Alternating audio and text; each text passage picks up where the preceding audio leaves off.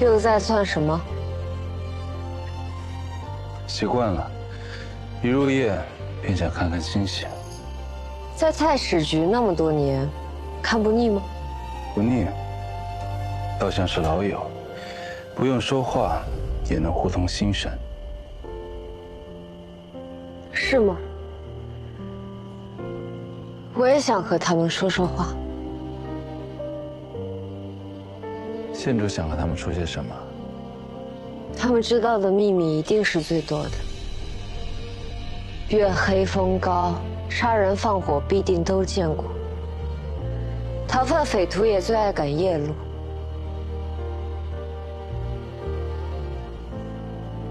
原以为县主也有些诗情画意，原来还是些杀人放火。我哪有心情诗情画意？心界一日未解，便一日不得安宁。也不知阿耶的心事有没有说给星星听。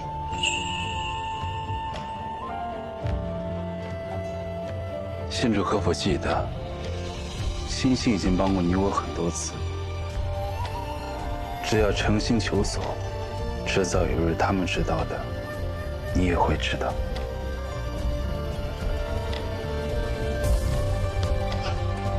还是我不够诚心了。只是需要时间，别让他们毛中出错才是。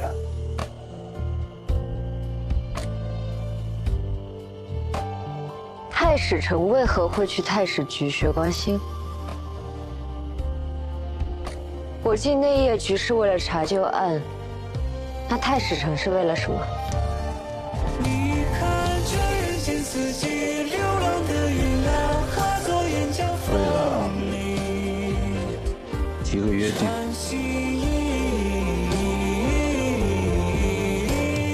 和谁的？几位故人。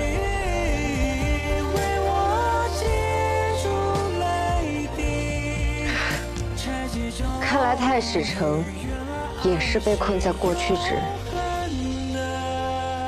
希望星星能够解开心中所惑，帮困在过去之人朝前看。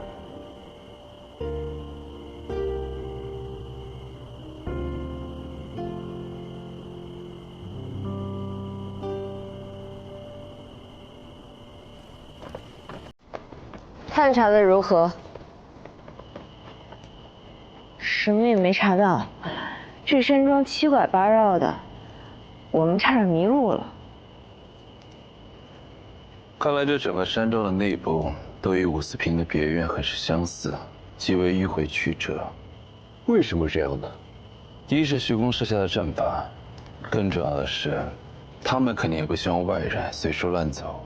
这里定是藏了不少秘密。本应是登高望远、一览无余之地，可这除了武四平这院子，一切都被树木竹林所掩蔽，什么也看不到。没错，我们沿着山绕了一大圈，一间房都看不到。山庄如此考究，还有本事让武四平这样的人如此信任，花大价钱供养。看来这徐公不是什么简单的江湖骗子。今夜的问天大典，可请分享。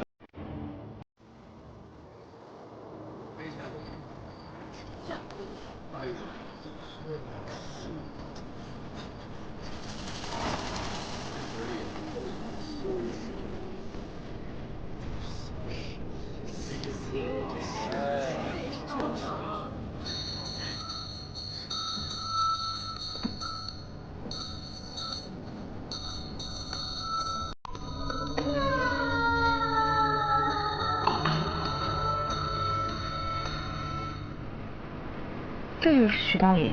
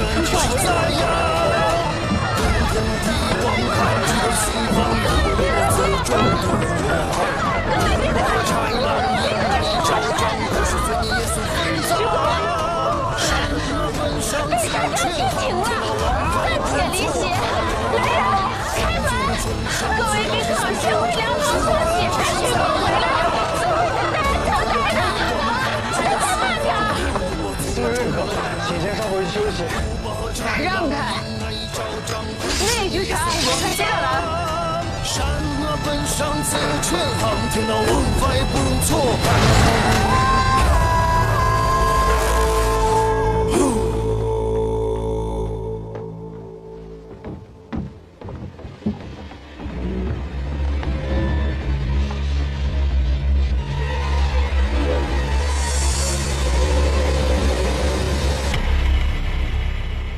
别习惯。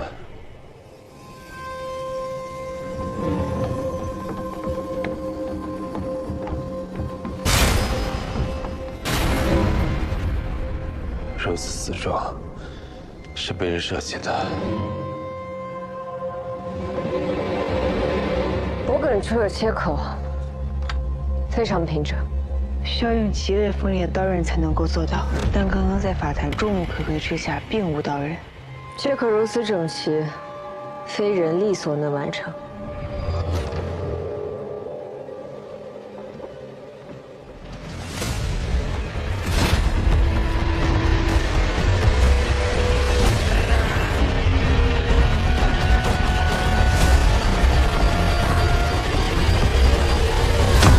神头，太师臣别看，是谁啊？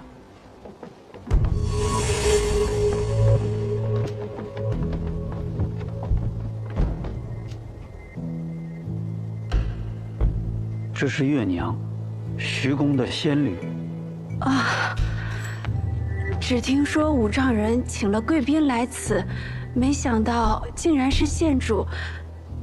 有失远迎。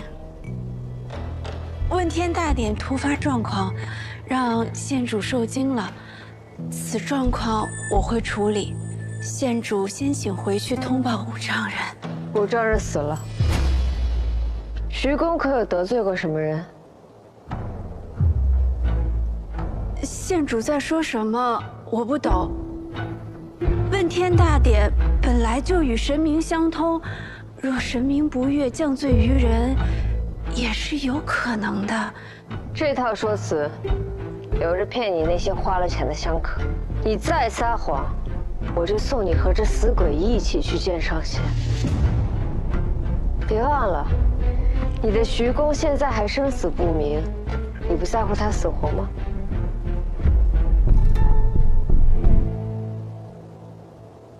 此人名叫刘三，是徐公的护法。什么护法？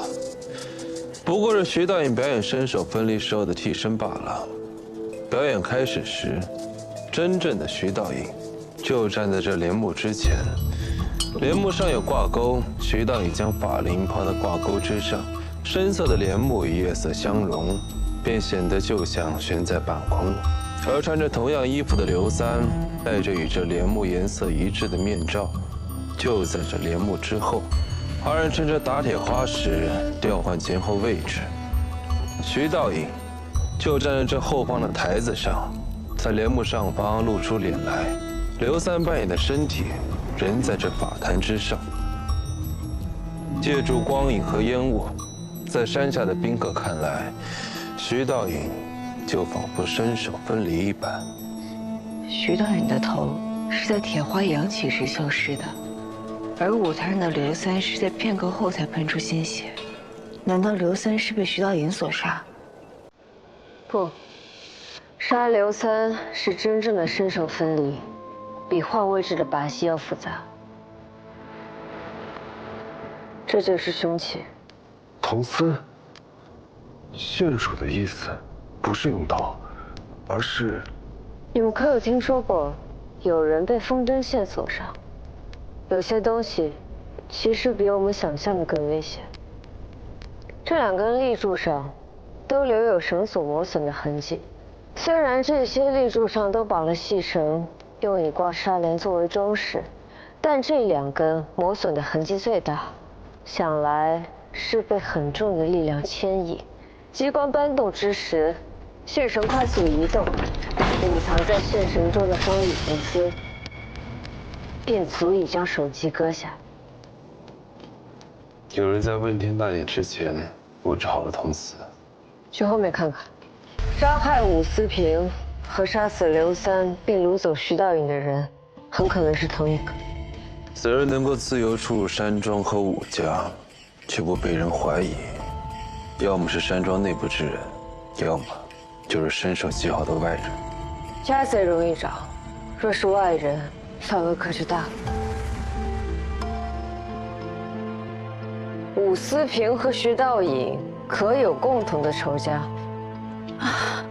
他们都是慈悲为怀的大善人，怎么会有仇家呢？不好了，玉娘，不好了，有人闯进生机堂了。生机堂？啊，只是山庄的一处地方。既然有外人闯入，我们自然要去看看。这还是我去处理吧，只是山庄的小事。山庄内可没有小事，凶手人逍遥法外，很可能会趁乱继续作案。你派人继续寻找徐道隐，我们去生机堂。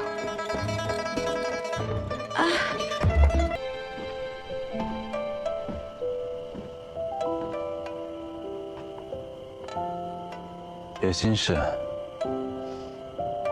没有，听你的话，在等。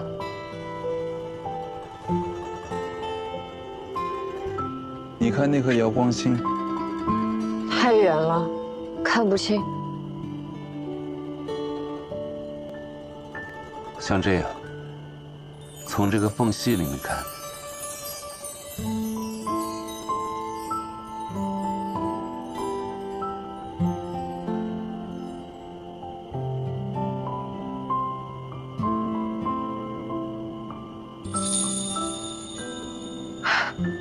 看到了。如果等不到，也可以用些手段的。有何高见？时间不早了，早点休息。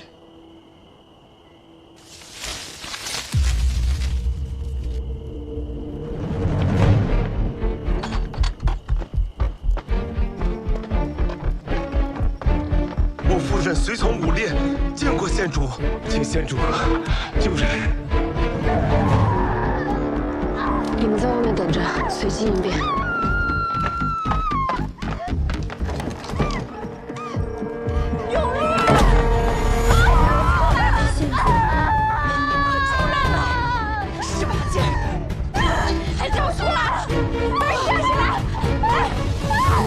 足月，为何此刻分娩？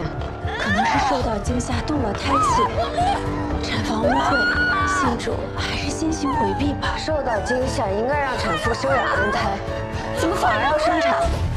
不好了！啊，哎呀，快来了！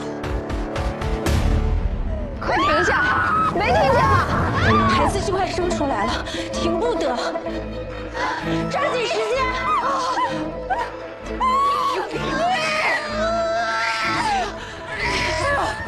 太持证，上来，上来，上来，快走，身上！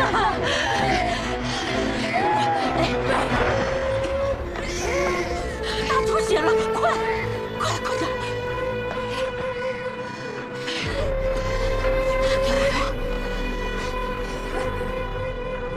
怎么回事？快帮他止血啊！县主，这里还是交给产婆吧。这血为什么止不住啊？哎呦，快！止不住啊！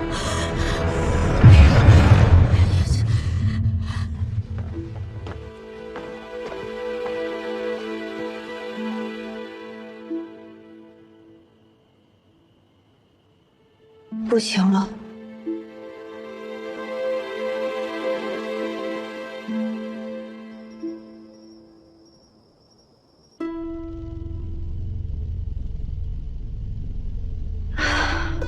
县主心善，只可惜柳儿她实在是太虚弱了。我看你根本没有在意过柳儿的死活。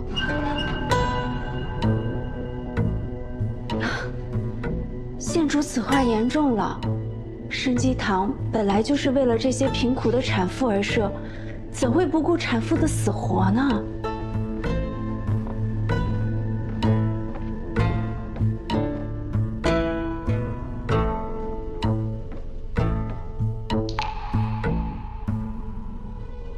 脱花间，这催产药凶猛，稍有不慎便会令产妇流血不止。太医署早就下令禁止使用。到底是柳儿受惊早产，还是你故意催产？肚子长在她身上，自然是她要生，我们才能接生。我怎不知这脱花间不可滥用？这女人有了孩子，这孩子的命就大过她自己的命。是她让我们备下这脱花间，说就算自己的命不要，也要保下那孩子。既然你如此清白，那为何要在饭菜里给我们下毒？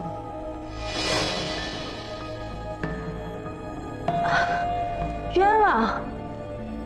我给县主准备的食材可都是上等的，县主若不信，大可以将那饭菜送去衙门检验。又叫县主说对了，月娘真是技高人胆大，这种时候还能脸不红心不跳的冷静应对。用藜芦冒充山葱烧羊肉，再配上人参泡的药酒，这18反的配伍算是被你玩明白了。只可惜，你不知我跟高人学过，食物相克这招，他比你玩得灵。你不知我跟高人学过，食物相克这招，他比你玩得灵。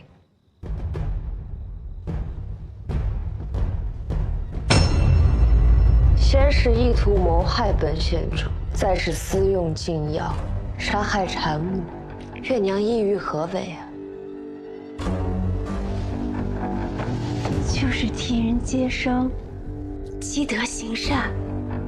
你不说，我只好问问我这位见多识广的小姐妹了。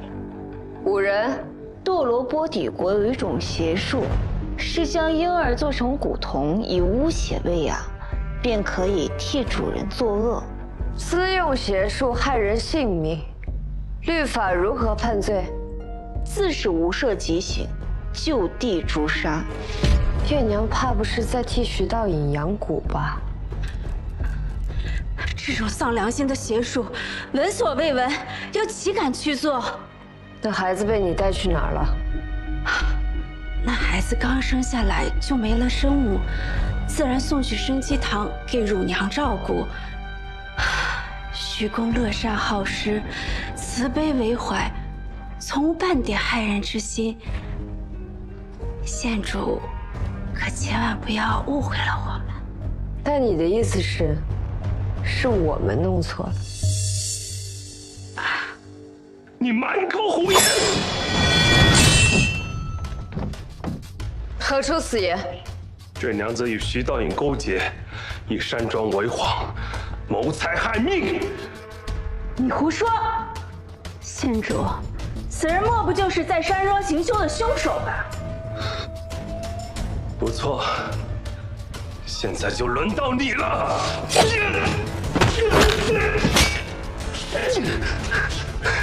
月娘，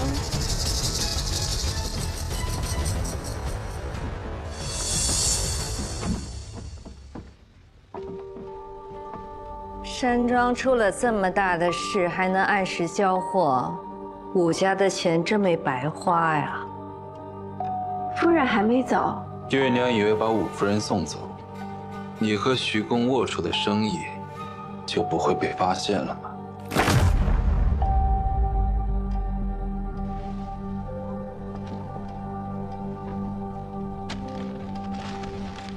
所谓徐公的生意，就是让新生儿在特定的时辰出生，补足相克先天五行的缺陷，用来冲洗避煞。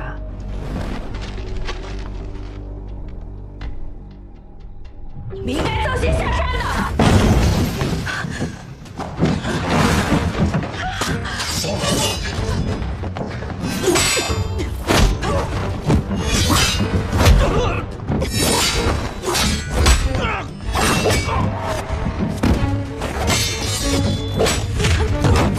别让月娘跑了！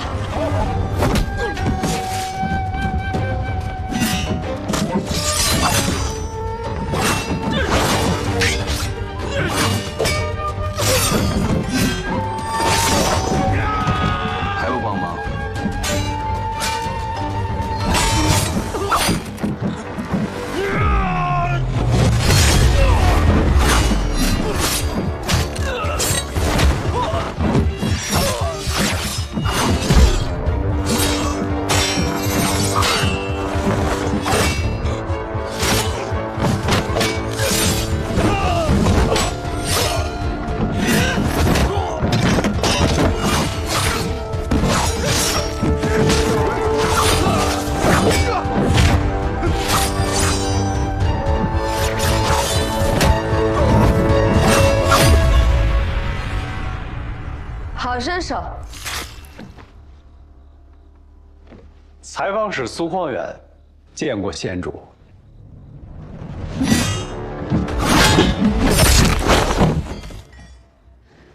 多谢采访使相助。难道不应该多谢本太史丞算无一策，及时请得救兵？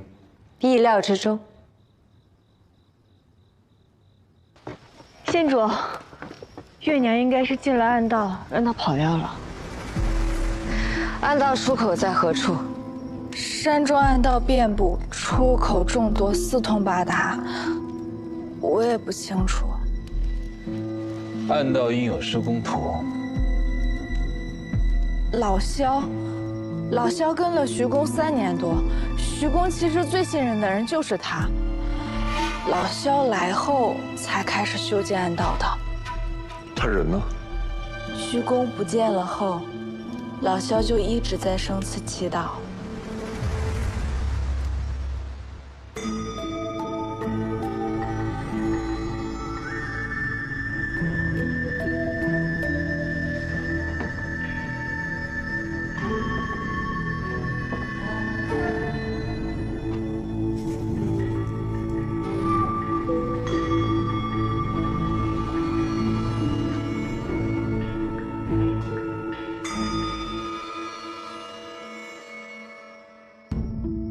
徐公为保山庄的运势流通，特意修筑了几条密道，密道之间都相互连通，入口众多，但出口呢，它并不复杂，只是比较隐蔽，就在老奴标记的那几处。这密道出口大多严丝合缝，可否从外面打开？自然是可以打开的。金生水，此时出口靠近西边，附近必有汉白玉石，即是机关所在。其他出口亦然，只需按照五行相生的规律寻找便可。正如郎君所说，找到机关之后，又旋3圈，便能打开出口。孙头长，若有发现，便发信号。追寻飞影所上，小姐要去哪？这机关有趣，我去看看。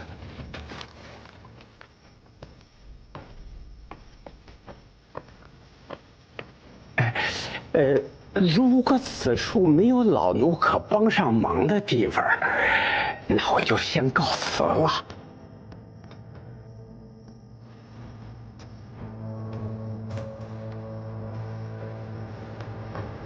去看看武夫人。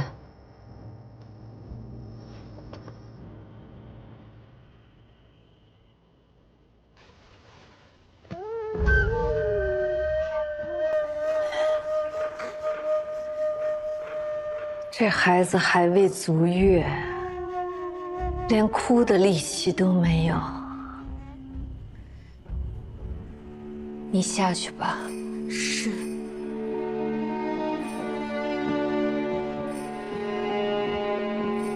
县主，请坐。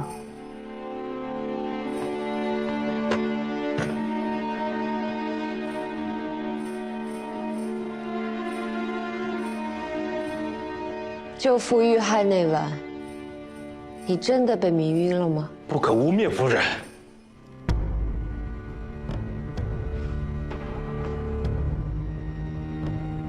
你也看出我恨极了他。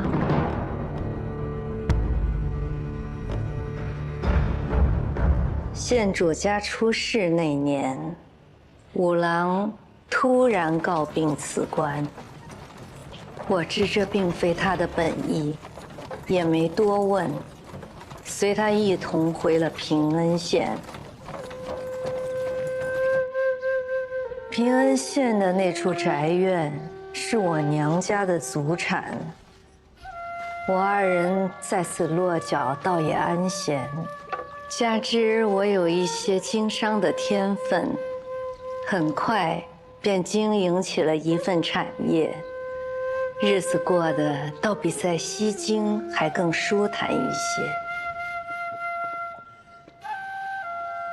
1年之后，我有了身孕，便将生意都交给他打理。那个时期，生意处处不顺，眼看之前的努力就要付诸东流，郎君想尽了办法挽救生意，却依旧不见起色。他从那时开始信奉徐公，他担心生意，整日郁郁寡欢。直到有一天，家中忽然敲锣打鼓，我才知道是郎君请回了一尊神像。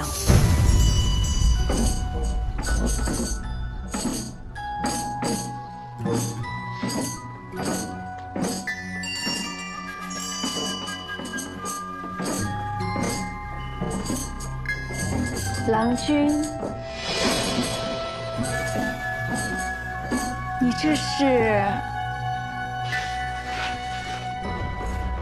夫人，你怎么来了？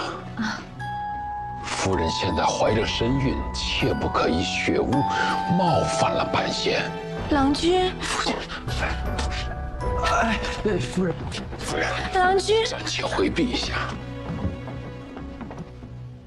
他对徐公极为虔诚，每日烧香诵经不说，就连衣食起居也严格按照徐公的指点。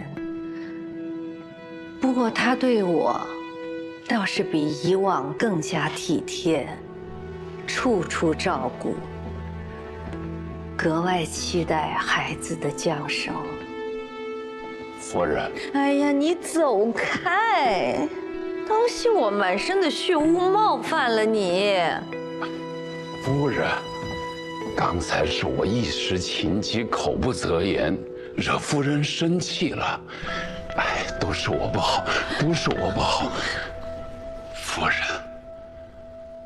这个徐公，他灵得很，他能够保佑咱们腹中胎儿安乐易养，也能护佑咱们家的生意更上一个台阶。郎君，生意是靠人做出来的。如果拜佛烧香就能够如愿以偿，那所有的人都去拜神仙好了。你一向不耻怪力乱神，怎么会相信这些不入流的东西？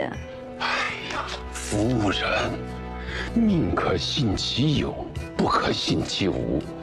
夫人，你只管养好胎，只当家中没有这个金堂便是，啊。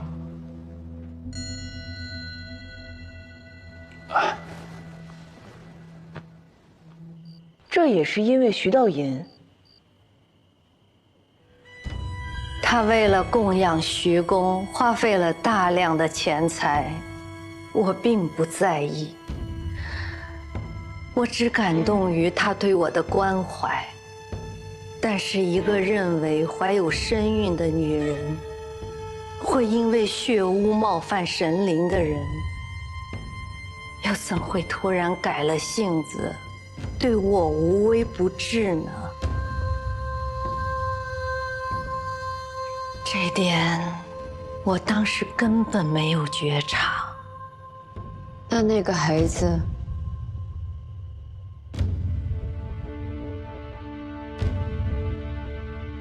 这么算来，他带回五木金，应该是在夫人流产后不久。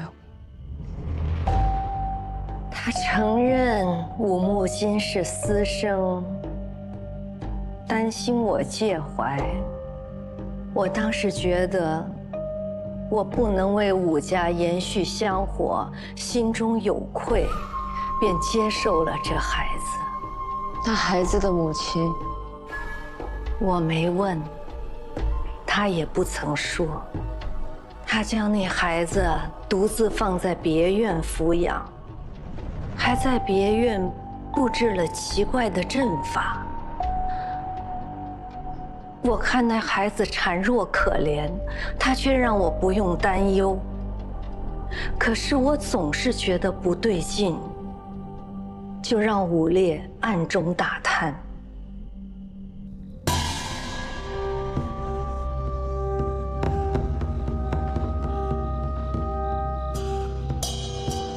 我发现那孩子并非简单的私生子，而是家主为了自己的恒顺通达，特意让徐道隐找来贫苦女子，为自己生下8字相望的孩子。山庄的生鸡堂里还有不少怀孕女子。徐道隐借着修仙的名义，私底下却是专为那些商贾富户做着见不得人的勾当。他们为了让孩子在算好的时间出生，就强行给产妇灌药。大部分产妇本就身体虚弱，根本承受不了这样的药力，但他们为了得到孩子，根本不管母亲的死活。那武思平罪加一等，竟对自己的发妻下手。夫人那次也是早产。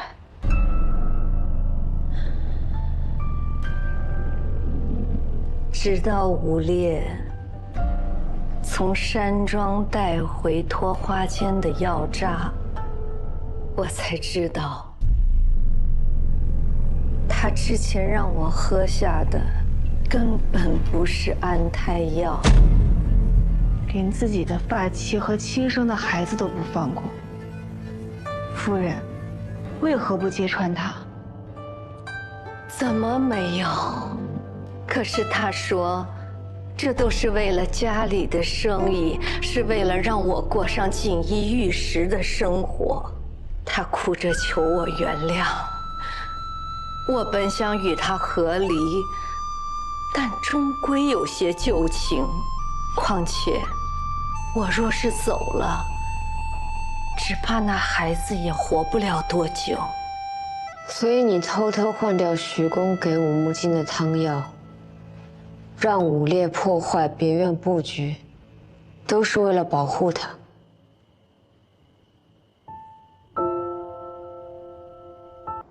裴玉定全力为县。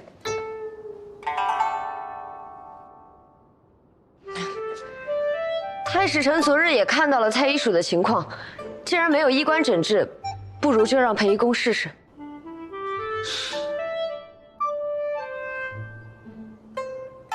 既如此，还请裴医公务必尽全力为县主诊治。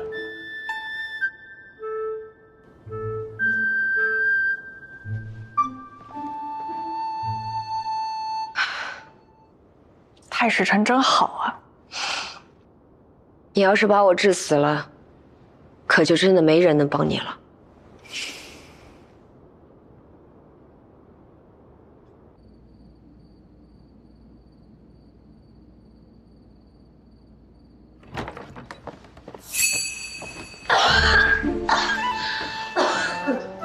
怎么还咳得这么厉害？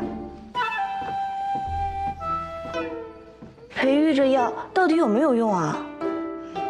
还要放下走吧。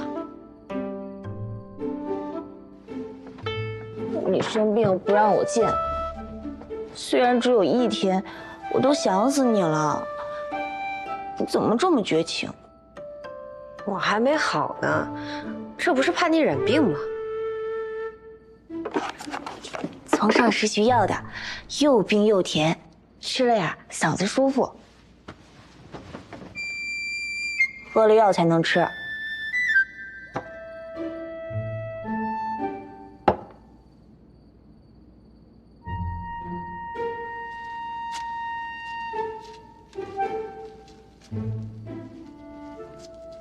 别等了，太史丞啊，一早就出门了。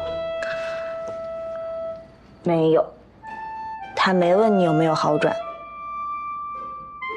那你就不好奇我有没有好转？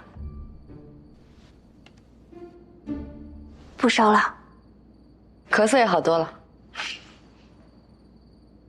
刚才咳那么凶，果然是装的。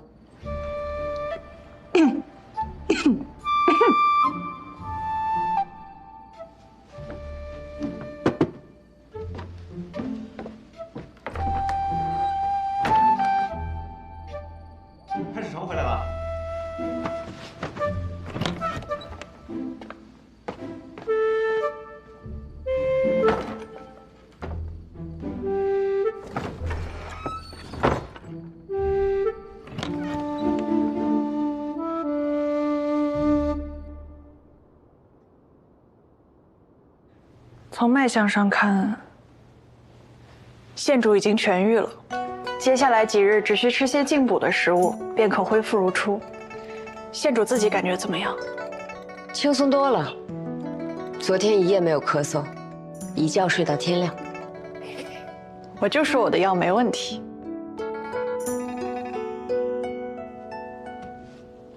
告诉太史丞，我暂时不会死了。太史丞一早就出门了。他没有问过我的情况吗？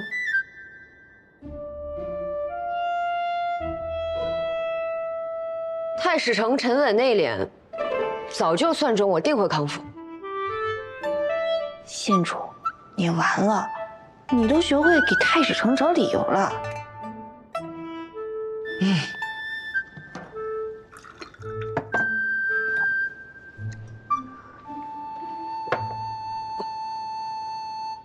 那日太医署有位医监前来，说是要抓阄选人去试药。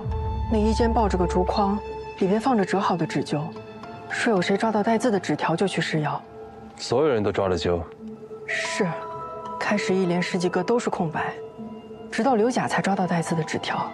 大家原本都很羡慕他，直到听说那药吃了便死，就都有些后怕。你可见过那纸条的样子？刘甲那张纸条上写了个正字。大家原本都想凑近看看，但刘甲说他手上有水，纸湿了便破了，就扔掉了。来选人的医监什么样？是个男子，他右手手背上有个疤。知道了。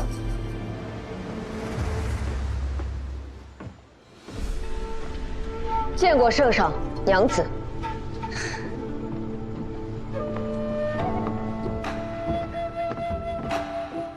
果真是痊愈了。你这孩子真是的，染了病也不说，好了才告诉我们。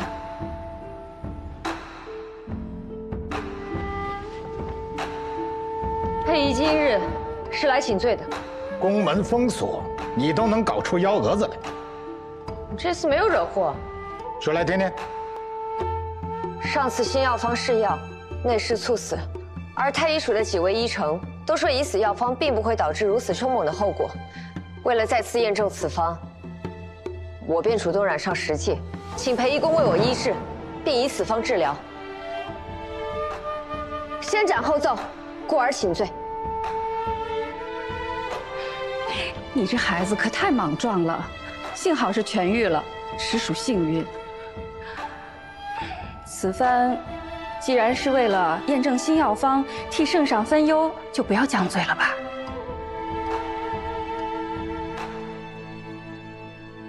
起来吧。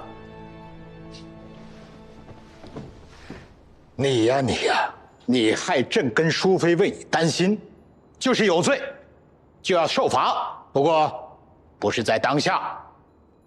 你那位开药方的医监呢？只是名医公，是名女子，正在殿外候着。传医公。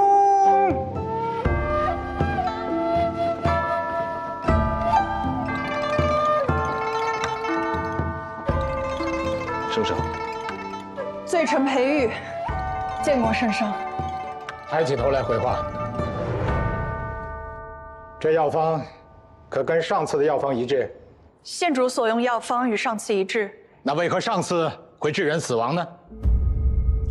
圣上，因为那人本来就有严重的胃疾，臣这几日走访了死者生前的同僚，他们都知道死者受胃疾困惑已久，患方的病历中也有相关记录。试药前我为他诊脉时，便察觉到了他有胃疾，但情况并不严重。看来他应是在试药前服用了胃药。我虽调整了药方，但他仍受不住刺激，这才……所以问题并非在药方，而是病情被隐瞒，所以影响了裴医公的诊断。这药，静儿是否能够承受得住啊？为小皇子施药之前，也会参考这几日的脉案以及当下的病况。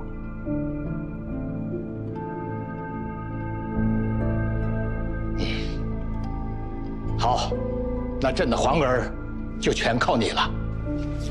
定不负圣上所托。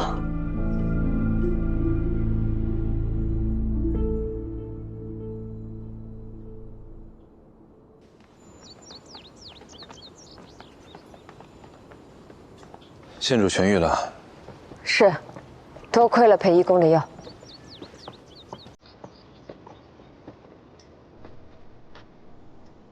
也要多谢萧兄，那晚为我及时求医。萧母所做不足挂齿，若染病的是我，相信县主也会不遗余力。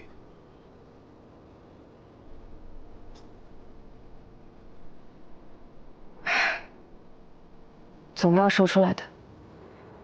萧兄，这次确实是我为了帮裴义公验证药方，故意染病。先前答应过萧兄不再自损身体，我没有做到。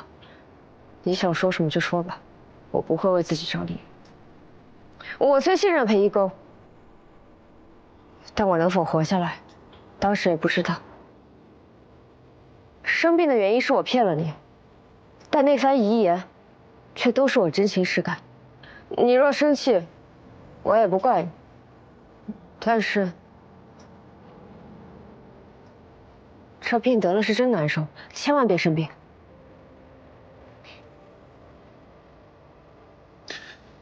之前我见县主为查案不惜自损身体，我觉得这种方式看似英勇，却多少有些莽撞。但这次，我才明白县主的良苦用心。在这深宫之中，只有用这种破釜沉舟的方式，才能去找寻真相，助众生。萧兄谬赞了，我哪有那么崇高？只是有这个身份，比他们多一些偏爱罢了。我为宫中拾其心急是真的，想帮裴玉验证药方是真的，不怕死也是真的。但我害怕。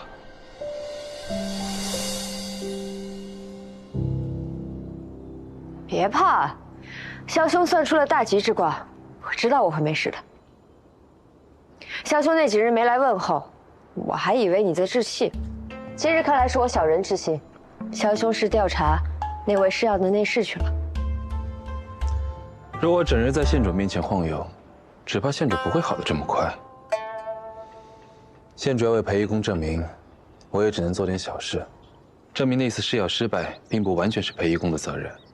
选中刘甲试药，应该不是偶然。没错，那次来选人的是黄甫通。刘甲，是你特意选定的吧？你的意思是说，裴玉的药方害死人，是我暗中阻挠吗？这女人医术不精，妖术倒是高超，个个都如此维护她。裴玉的药方姓烈，你为了不让他出头，特意找来了身患实际又有位极的刘甲。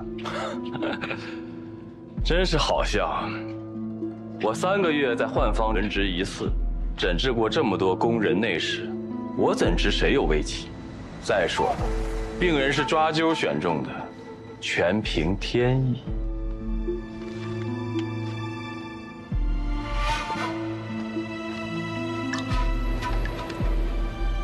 是这样的，天意。我不懂太史丞耍了什么仙术，但若太史丞有确凿的证据，证明是我动过手脚，我自然认罪。不然，就请太史丞离太医署远些。本就人手不足，若耽误了各位贵人娘子的病情，太史丞怕承担不起。是凡石，太医署可不缺这个。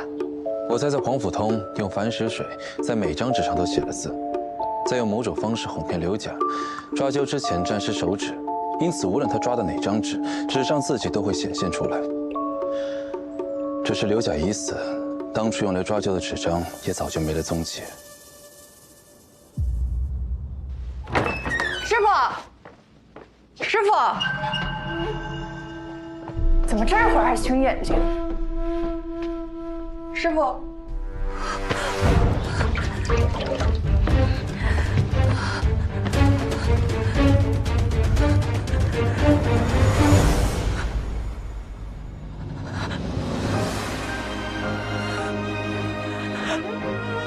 师傅，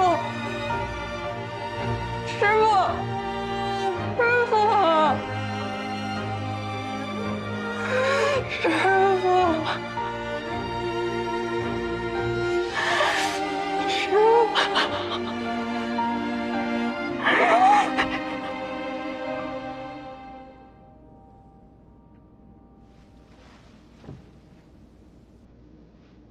你来时，宋玉玲便是如此。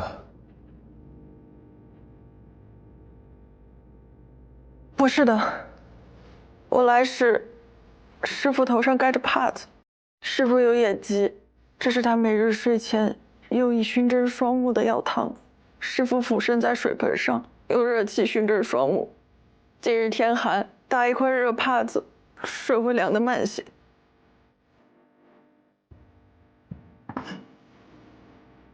会不会是这个药的问题？我知道师傅的方子。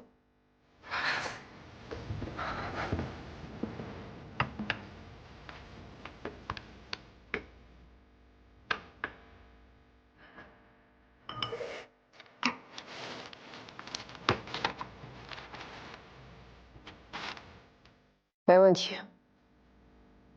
那这药汤呢？药汤若有问题，师傅会发现的。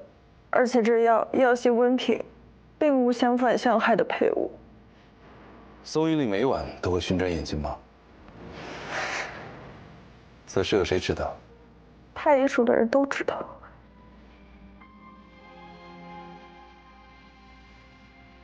北医公，请随我出来一下。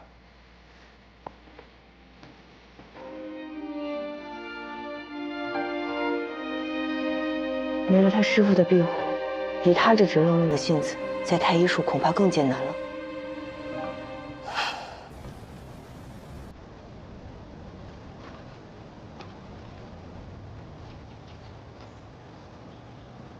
干嘛一直皱着眉啊？我虽然被关在里面，但起码还活着。我会救你出去的。不知道。我想让你相信，我会救你出去的。我相信。我知道你在期待什么。你虽然没有找到家华端王之人，但你知道，那人一定在盯着你。你此次落难被圣上赶出宫，对他来说是天赐良机。你在期待他急不可耐，你期待他对你下手，这样你就有机会能够抓到他。什么都瞒不过你，还说自己不会卜卦算命。那你告诉我，我是不是一定会抓到他？他是要杀你，我也是要杀他的。但他不值得以搭上自己的性命。我一定会救你出去的。出去之后，我们一起想办法。可不可以请你给我一点时间？在这段时间里，不要伤害自己。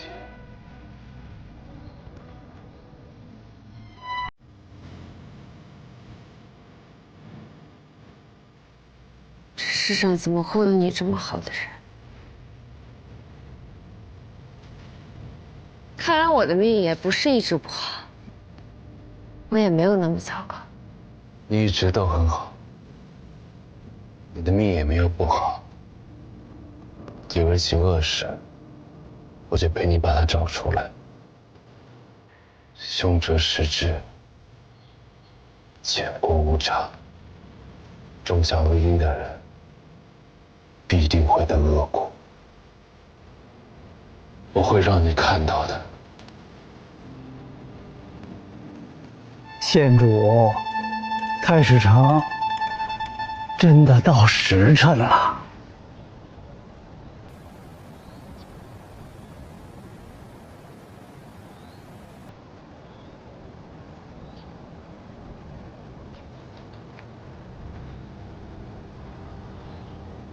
快走吧。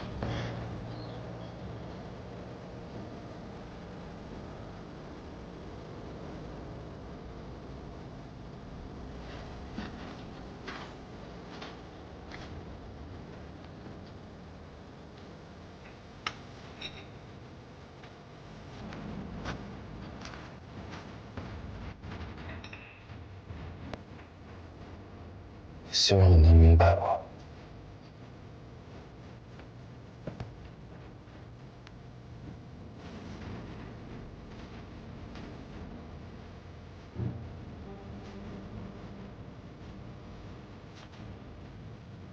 裴爷，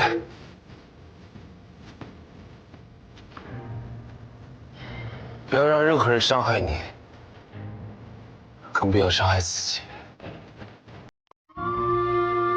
放心吧，有你在，我才舍不得死。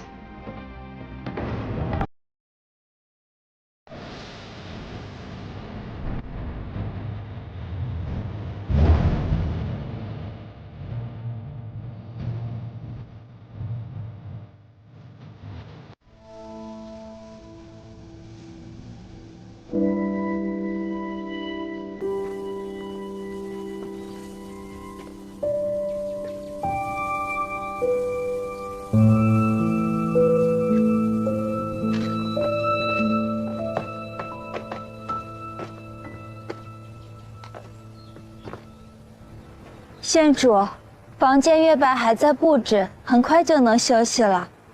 不行，15年没回来，我还想再转转。这宅子很大，只有我和月白2个人，全部整理出来还需要些时候。不过县主喜欢去的地方，我们先紧着打扫；不常去的地方，我们最后再收拾，这样县主也能住得舒服些。回自己的家，怎么住着都舒服。县主，你没事吧？县主要进去吗？我想办法把门打开。你还有开锁的本事？那倒没有，这锁虽然是新落的，但门已经糟了。我可以想办法把门卸下来。你跟我久了，倒是越来越像我。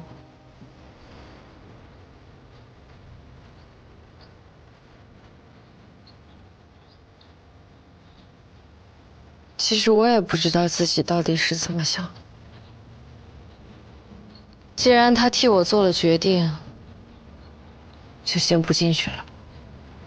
县主会算命？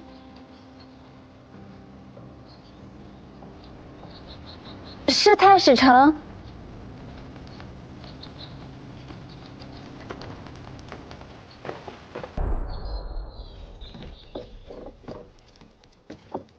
活着回来了。老鬼头，你害我！彼此彼此，对付个黑羊也需要这么久吗？他有驼龙，我能活着回来，你还不夸夸我？哼，放火烧人老巢，夸什么呀？不是我，是他自己干的。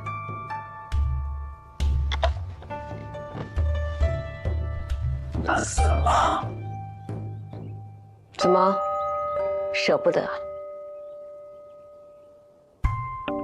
他那还是有不少好东西的，可惜都见不得人。东西缺少了。那不至于。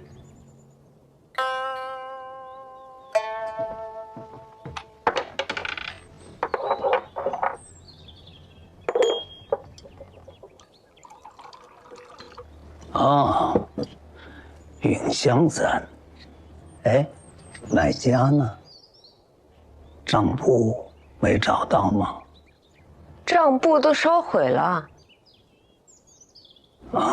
但也没全毁。政务嘛，还是得尽全力抢救一下。不过这上面的字，办案嘛，也不能都用寻常手段。那是当然，不过被人知道也不太好吧？说吧，怎么才能给我？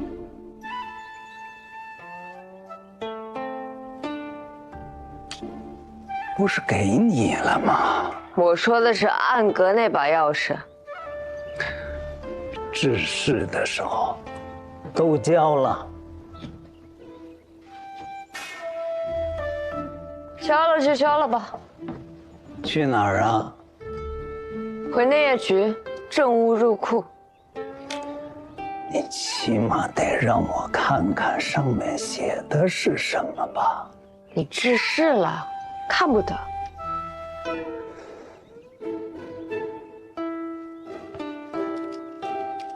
该。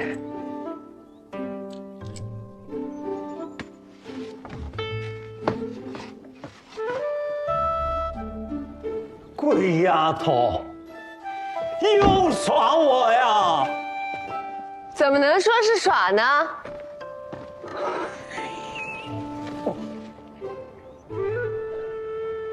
还行，心病解除了。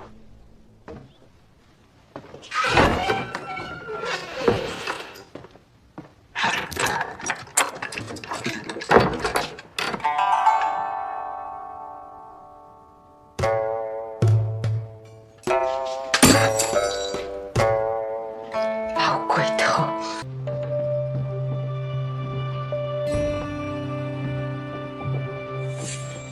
这佛台是你们娘子供奉的吗？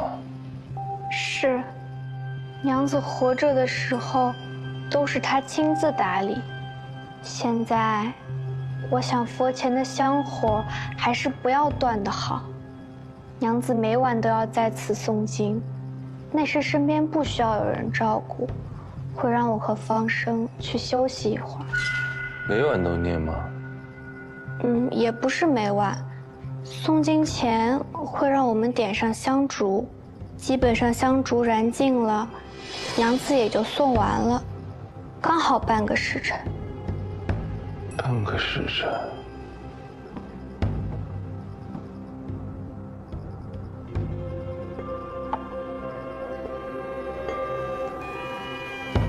这不是普通的香烛，而是酥油做的长明灯。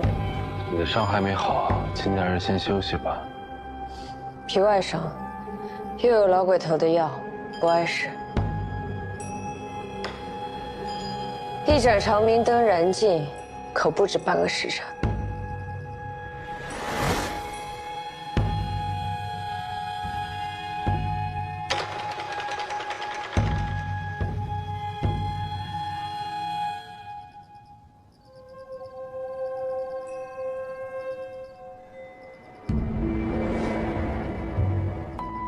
娘子诵经居然要1个多时辰，没觉得过了这么久啊。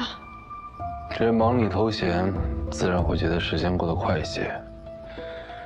王才女应该就是趁这1个多时辰的时间，独自离开寒凉殿的。如此，时间有了，接下来就要去找地点和人。1个多时辰的时间，若想幽会，往返脚程，应该是在半个时辰之内。寒凉殿已经是宫里最东南边的宫殿了，我们往西和北去找。北边是花园，圣上嫔妃们多喜去那里游玩，应该不是。那我们往西找。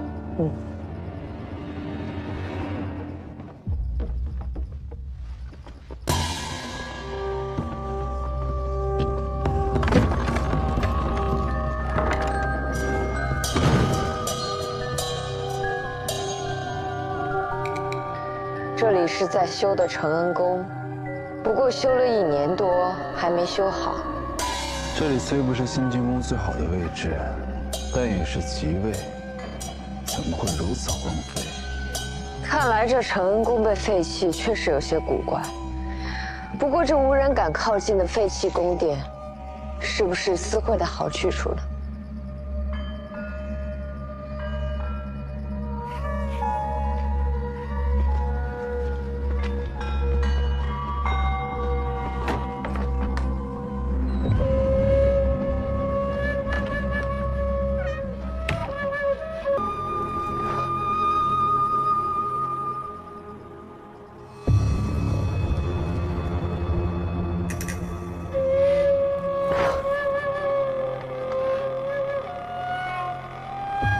求求你看，整个承恩宫只有这一处偏房被修缮整齐，看来此处不一般。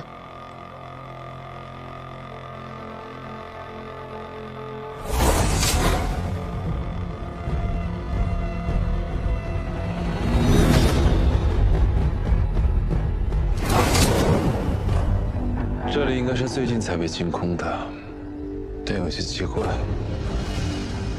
哪里奇怪？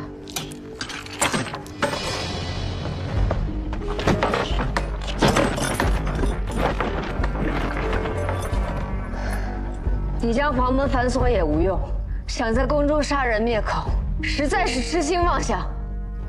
请仙主好好享受吧。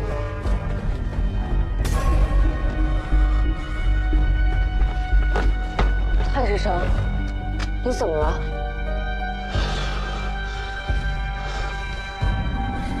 你头怎么这么烫？屋子有问题。哪里有问题？蜡烛。有迷烟。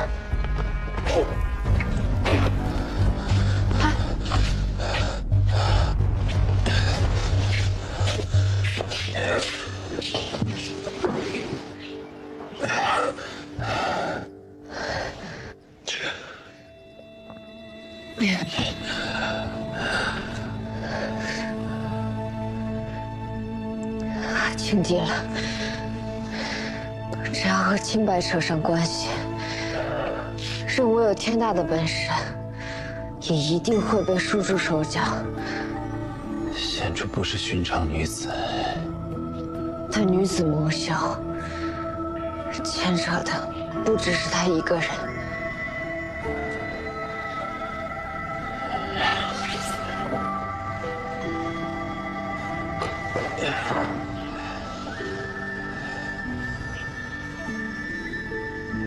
仙主将我捆起来，他们便无谣言可造。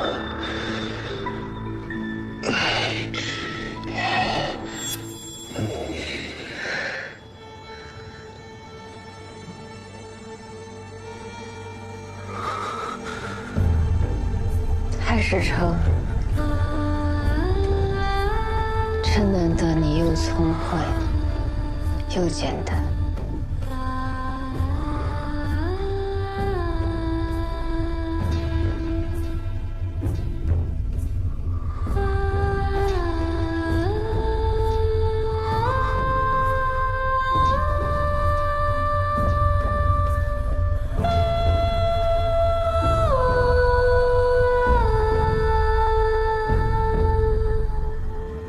屋子淡了。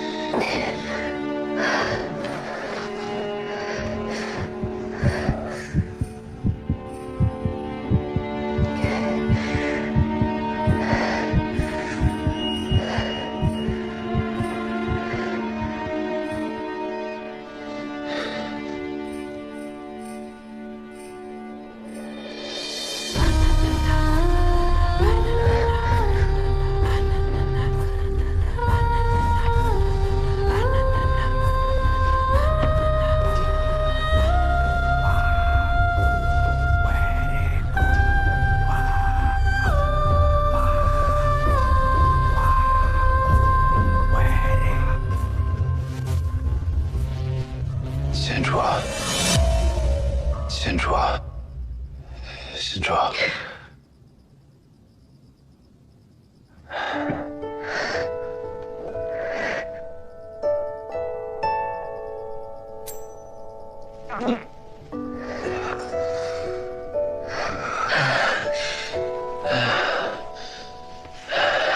好热。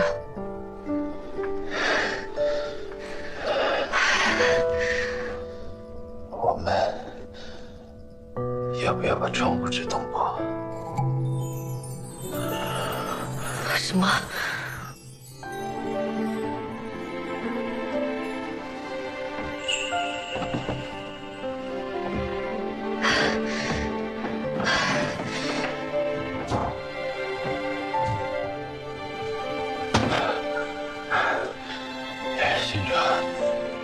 能吗？明言怎样，你会高兴？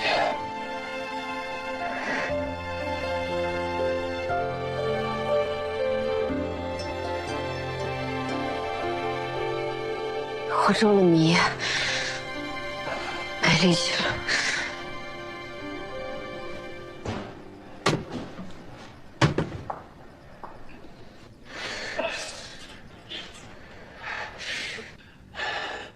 县主，快过来！通风之后会好很多。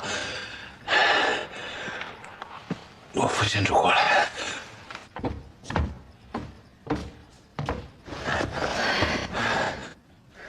太师长，得罪了。